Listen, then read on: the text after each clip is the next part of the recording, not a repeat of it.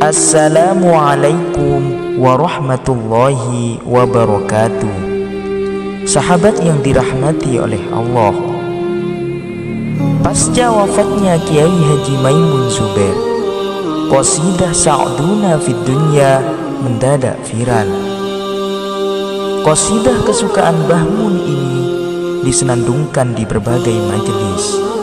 Di YouTube sendiri pun ratusan orang berlomba-lomba mengcover qasidah ini. Sejak qasidah ini viral, banyak yang mengira bahwa qasidah Sa'duna fid Dunya adalah karangan Abuya Sayyid Muhammad Al-Maliki. Selain Mbah Mun, Abuya memang salah satu yang mempopulerkan qasidah ini. Qasidah ini seringkali disenandungkan sendiri oleh Abuya di berbagai kesempatan.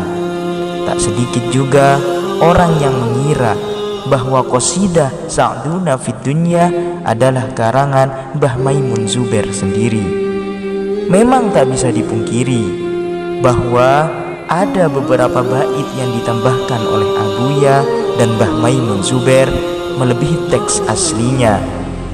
Ini yang kemudian dijelaskan oleh Gus Idror Maimun bahwa tambahan itu Mbah Yai dapat dari alam rohaniah.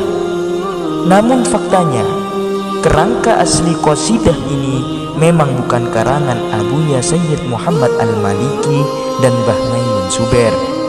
Qasidah ini ditulis oleh seorang wali besar asal Kuwairoh Hadramaut, yaitu Al-Habib Ahmad bin Muhammad Al-Muhdor. Habib Ahmad adalah ayah dari Habib Muhammad Al-Muhdor Bondowoso, seorang wali besar yang disebutkan dalam kitab-kitab habaib bahwa wajah beliau memiliki kemiripan dengan wajah mulia baginda Rasulullah SAW. Bersama Habib Muhammad bin Idrus Al-Habsyi, Habib Muhammad Al-Muhdor dimakamkan di Kubah Ampel. Jika Anda berziarah ke Ampel, sayang sekali jika tidak menyempatkan diri untuk berziarah ke makam beliau-beliau yang terletak di tengah-tengah pasar Ampel ini. Kembali ke sejarah Habib Ahmad, beliau dikenal sebagai ulama yang memiliki ikatan luar biasa erat dengan Al-Quran. Beliau sudah hafal Al-Quran di luar kepala sebelum usia beliau genap 7 tahun. Bahkan 30 tahun sebelum beliau wafat, di liang kuburnya beliau berhasil menghatamkan Al-Quran sebanyak 8.000 kali. Semua bermula ketika suatu hari beliau membaca biografi Robi'ah Adawiyah, seorang wali wanita yang menjadi ikon wanita solihah sampai saat ini. Sebelum wafatnya, Robi'ah Adawiyah menggali sendiri liang kuburnya. Di situ ia biasanya berkholwat, berzikir, mengingat mati, dan menghatamkan Al-Quran hingga 7.000 kali.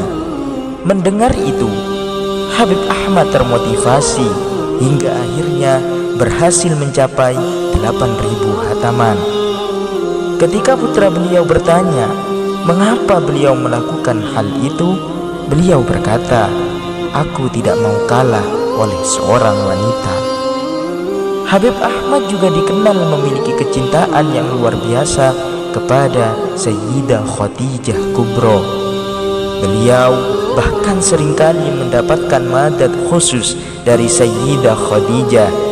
Yang begitu masyhur adalah sebuah kejadian yang terjadi sekitar tahun 1250 Hijriah, yakni ketika beliau bermukim di Makkatul Mukarramah.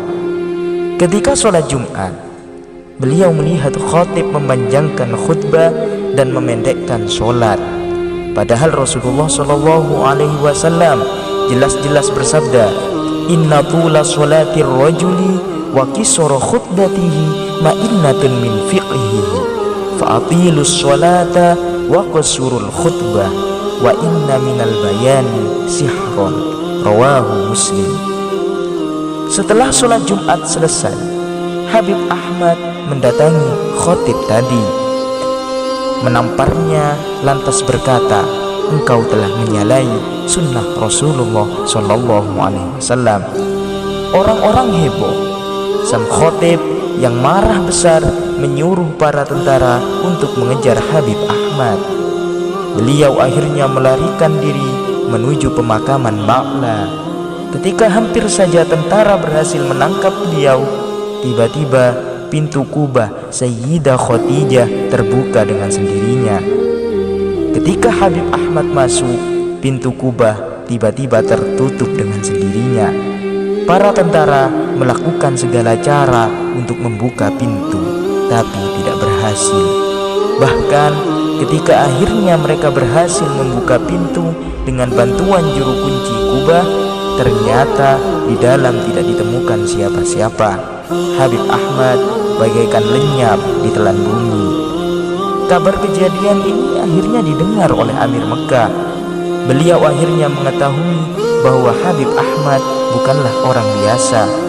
Amir Mekah meminta maaf dan mengundang khusus Habib Ahmad, bahkan menawarkan beliau untuk menjadi penduduk Mekah. Akan tetapi Habib Ahmad menolak. Beliau beralasan setelah meminta izin kepada Sayyidah Khadijah, ternyata beliau lebih ridho jika Habib Ahmad pulang dan berdakwah di kampung halamannya di Hadramaut. Sejak saat itu, beliau dikenal sebagai anak kesayangan Sayyidah Khadijah. Qasidah-qasidah karangan beliau tak pernah sepi dari pujian untuk Ummul Mukminin Khadijah. Bahkan tiap tahunnya di bulan Muharram, beliau selalu mengadakan acara Haul Sayyidah Khadijah yang lebih dikenal dengan acara Ihda Asyariyah. Sebelum bertolak ke Indonesia, biasanya Sidil Habib Umar bin Hafid selalu menyempatkan hadir ke acara ini. Semoga kita semua bisa meneladani dari kisah tersebut.